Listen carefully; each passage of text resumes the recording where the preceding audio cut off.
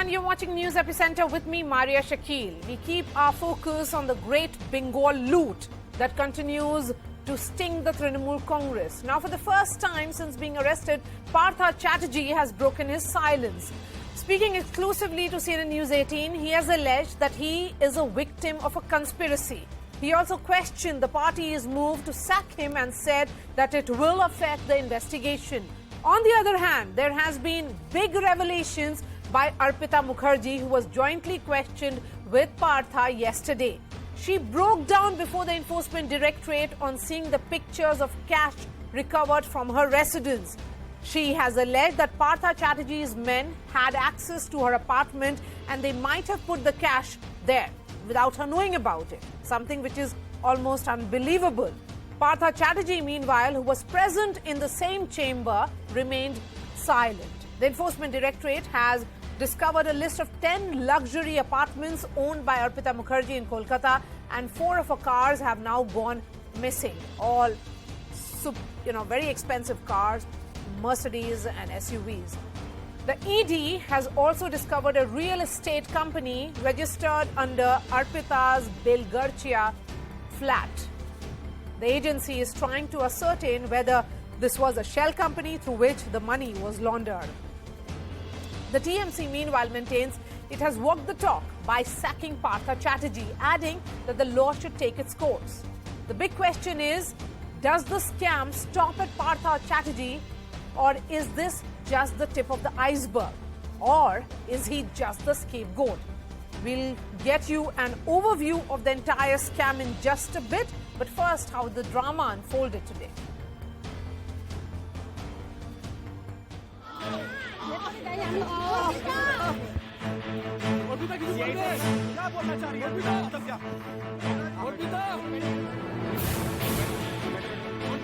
Arpita Mukherjee breaking down. Partha Chatterjee alleging conspiracy.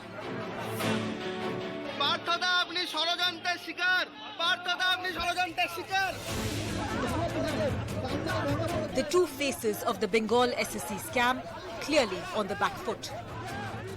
After all, the evidence against them is mind-boggling. Nearly 50 crores in cash found in 2 of Arpita's homes. Nearly 6 kilograms of gold worth 2.8 crores were also recovered. 10 luxury flats in Kolkata worth 10.5 crores. At least 4 cars, including 2 luxury ones, worth 1.6 crores. Partha Chatterjee and Arpita Mukherjee were questioned jointly by the Enforcement Directorate. ED officials confronted Arpita with pictures of the mountains of cash and gold found in her flats. Arpita broke down after seeing the pictures of the seizures. She denied any knowledge of so much cash being stashed in her homes. Arpita claimed Partha Chatterjee's aides had access to her flats and accused them of stashing the money there. All throughout her interrogation, Partha Chatterjee remained silent. The Trinamool Congress has dropped Partha Chatterjee like a hot potato, sacking him as a minister and removing him from all posts because the party says it has zero tolerance for corruption. But Partha thinks otherwise.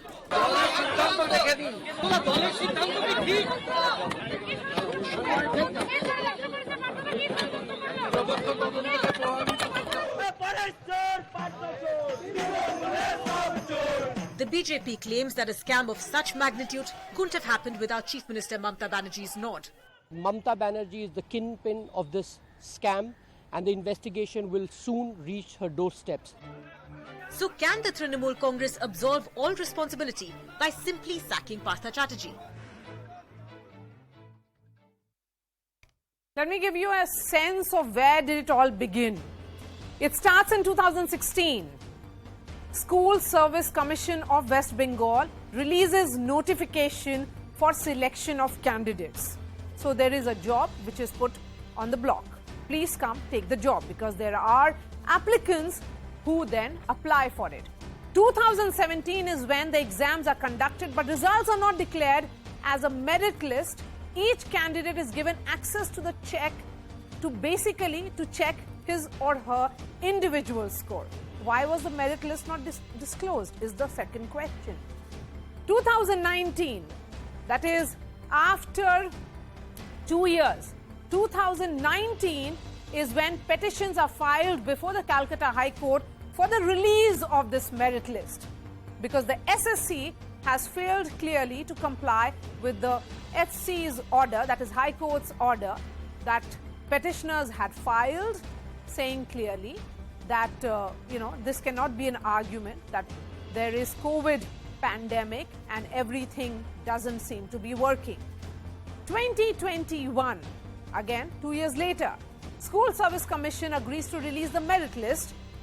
Candidates in wait list now then move the Calcutta High Court, because this is a job scam that we are looking at. And the sheer magnitude of this scam talks about how dysfunctional the government has been. If you keep the aspirants on the wait list without releasing the merit list, because there are deals being worked behind the scenes, that is the reason why those who are on the wait list are essentially those who have not really paid the allegedly paid the minister, because there is a cash for each and every role. Now these candidates who are on the wait list move the Calcutta High Court, and they claim that the low scorers have been given the recommendations. So they have got the job, while those who are high on that list, they have not got the job. Then 2022 May, the Calcutta High Court is the one that ordered CBI probe over insufficient answers, saying why is the state government, state's education department, West Bengal education department not really able to explain as to on what basis first the merit list is not disclosed or put out in the public domain, and on what basis are these aspirants put on the wait list. From SSC, Calcutta High Court in fact observed that there is illegal recommendations to select candidates. Partha Chatterjee also appeared twice before the Central Bureau of Investigation for questioning.